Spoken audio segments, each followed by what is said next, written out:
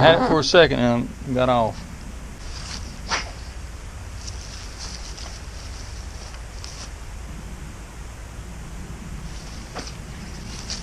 Oh.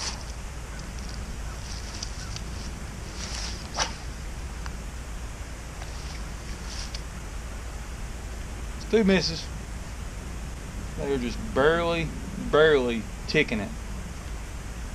The only way I could tell that the fish had it was I saw my line moving over to the left just a little bit.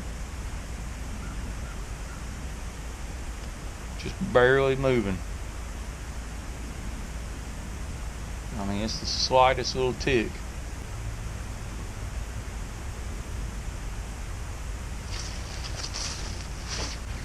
Oh, got that one. Yeah. I pulled up and he took off with it. I dropped the rod, set the hook.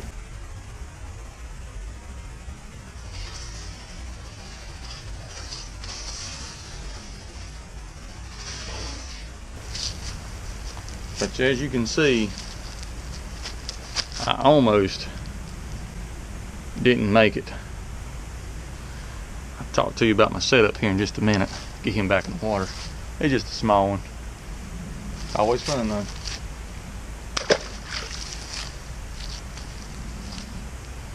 Alright guys, what I'm using, I know you think I'm going to be crazy, but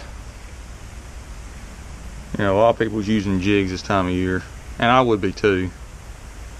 But I've tried and tried jigs down here in this pond. I've caught a few, but for whatever reason, they just don't bite them that well. But what they do bite, especially in this stained, really stained water, up until it gets hot, a Senko. Now what I'm usually using, a Yamamoto worm, the Senko, the 5-inch, but I don't have any with this chartreuse tail, and that's what's in this stained water. You're gonna have something. You're gonna have to have a darker color. Of course, it's cloudy, so I mean it's probably in the 50s right now, and I'm using this number 2 Gamakatsu hook with this little keeper on it. It's on there. Sometimes it gets tore off. It don't make no difference. I hook it on there and throw it out there anyway. But they like these Senkos down here for whatever reason, and I catch fish with them. But that's just a little 5-inch Yum. That's the Yum, and it's got that little chartreuse on its tail, and that's what I feel like those fish are seeing and causing them to bite. So see if we can't get another one.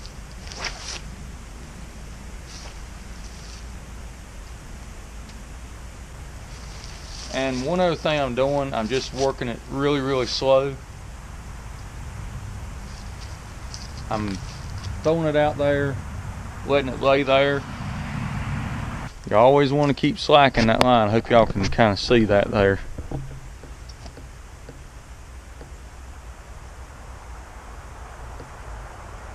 You want to keep slacking that line. And what I'm doing is I'm just letting it lay there. I'm just lifting up my rod to about an 80 or sometimes not quite 9-degree angle, and then sometimes I'll just kind of twitch it just a little bit, or I'll get it up and I'll just make one little quick flicker like that and let it fall back down. Of course, like always, on the fall, that's when you're gonna get your hits usually. Now that last one, it was different. Whenever I was lifting up, that's when he come and got it. So that's usually that's usually not the case, but in this circumstance it was. But I had just enough line in it so I could drop my rod and reset the hook to get to, so he wouldn't feel me.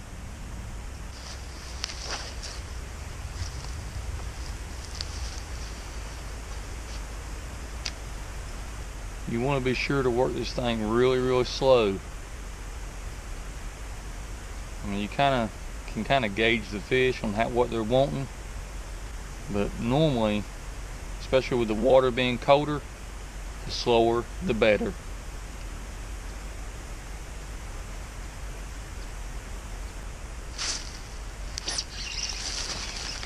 Oh, dang it. I missed him. They are being really, really finicky today. I love the wacky style. I do. It works really good for cold water conditions for whatever reason.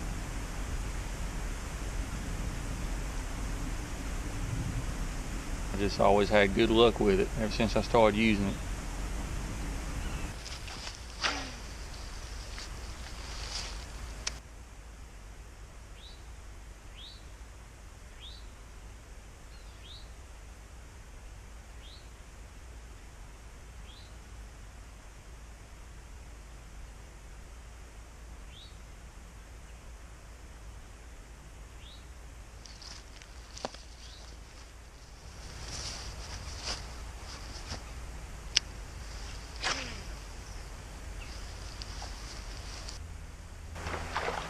Ooh. God. Holy moly, what a blow up.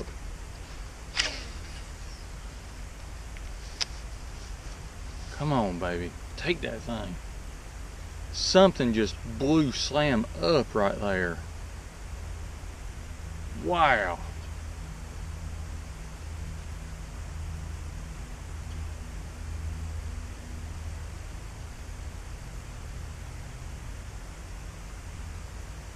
It was on top too. I mean, a huge blow up. It's like a topwater blow up. Oh God. He hit it, dropped it.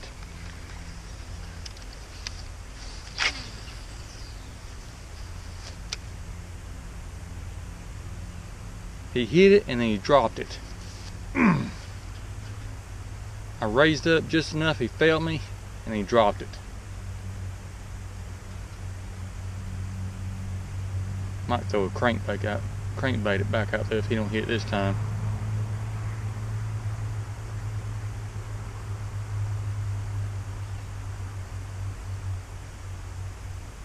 Golly, I missed my opportunity.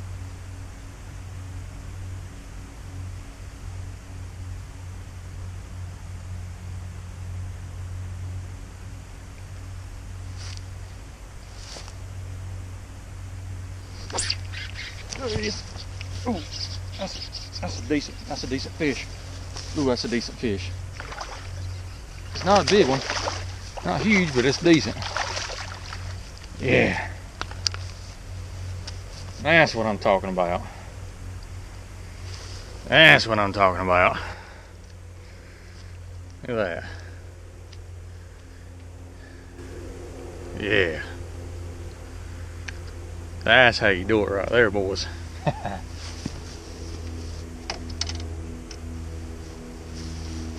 That's how you do it right there.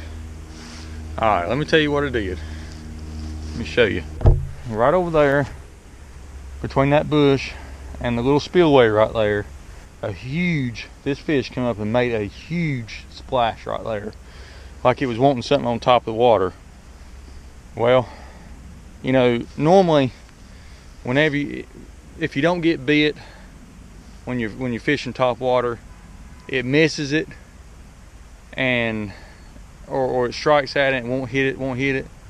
Well, if you throw a plastic in there or a plug, a lot of times it's plastic, but a worm of some kind or whatever, throw it right behind that top water. A lot of times they'll go back and hit it and strike at it. Well, the first time I threw it out there, he hit it. When I raised my rod, started to raise my rod up, I could feel it. He grabbed it, and then I tried to lay it back down and set the hook. He dropped it. All right. Well, I threw it back out there again. I felt him hit it, and just a small little tick, and I just watched my line go over to the left just a little bit. Whenever I felt like he had it all the way in his mouth, I set the hook, and this is the outcome. I mean, he's not a big bass. He's, you know, maybe a pound and a half, 2 pounds. But just be able to catch that fish after what it did and seeing what was doing, man, that's awesome. That is awesome. Get this little ratchet back. That's fun. That's fun, guys. Something with the top water. If those fish, and it's very, very. Now it's really strange that they're hitting what they're hitting right now, but I mean, you know, it is what it is. But he just come up and he hit whatever it was he was wanting on top. Evidently he missed it, or he just was still hungry, and I mean, it was a huge blow up. It really was. This little keeper thing's about shot. This worm is about shot after that. We're going to keep using it though, because that's what we do. Use it till we can't use it no more, then use it on something else. Whenever you can make something like that happen, you see something like that and you can actually catch that fish, man, that's rewarding right there. That is really rewarding to be able to make something like that happen. It don't happen a lot. Ooh, there's one right there. Oh, huh, took my worm. That don't happen too much. I kept my O-ring.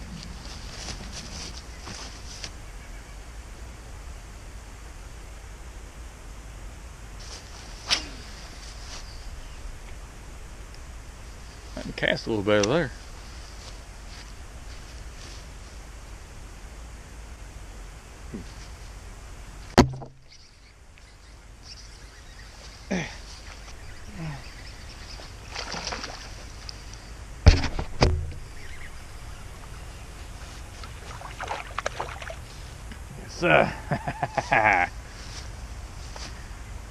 Yes, sir. Now every one of these, using a Senko worm and a Senko hook, a little bitty 2/0 hook like that, a little wide gap, every one of these is going to be right at the top of the mouth. Look how deep that thing took it. I'm going to have to get my pliers for this one. As stained as this water is, and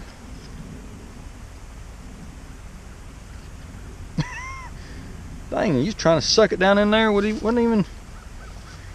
Dang, little fishy. As stained as this water is, and how much water we've had this week, I'm really surprised I'm getting the bites that I am, but I'm glad I am. How about nothing? Can we do it? We're gonna try.